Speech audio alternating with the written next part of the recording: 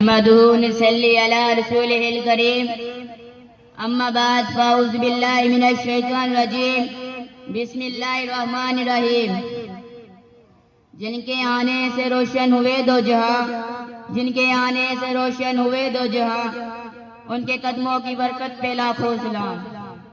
میرے محترم اساتذہ کرام اور میرے عزیز ساتھیوں، السلام علیکم۔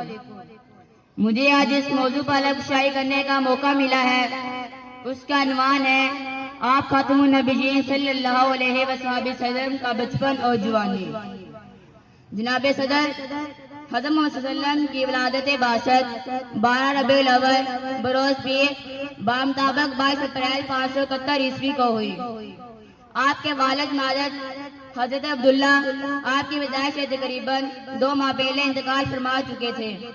جناب صدر نبی کریم صلی اللہ علیہ وسلم حیا کے پیکر تھے۔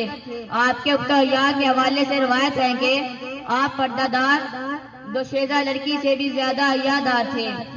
پورے عرب میں آپ سے زیادہ حیا دار کوئی نہ تھا۔ بزم کونین پہلے سے جائی گئی، بزم کونین پہلے سے جائی گئی، پھر تیری ذات منظر پہ لائی گئی، سید الاولین سید الآخرین، تجھا کوئی نہیں تجھا کوئی نہیں۔ جناب صدر نبی کریم صلی اللہ علیہ وسلم کے سگے بہن بھائی نہیں تھے۔ آپ کی رضائی بہن حضرت شیمہ نبی کریم صلی اللہ علیہ وسلم کو گود میں کھلایا کرتی تھی اور آپ کا بہت خیال رکھتی تھی۔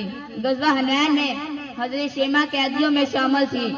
انہوں نے نبی کریم صلی اللہ علیہ وسلم سے اپنا تعارف کروایا تو نبی کریم صلی اللہ علیہ وسلم نے ان کا احترام کیا اور فرمایا مانگو تمہیں دے دیا جائے گا، مانگو تمہیں دے دیا جائے گا، قیدیوں کی سفارش کرو، تمہاری وجہ سے ان کو بھی امان دی جائے گی۔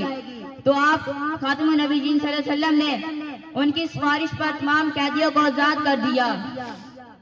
محمد کی محبت دلوں کو پگھلاتی ہے، محمد کی محبت دلوں کو پگھلاتی ہے، حضور کی محبت روحوں کو چھو جاتی ہے۔ جناب صدر نبی صلی اللہ علیہ وسلم کی زندگی شجاعت و بہادری اور اس نے معاملہ کا پیکر تھی۔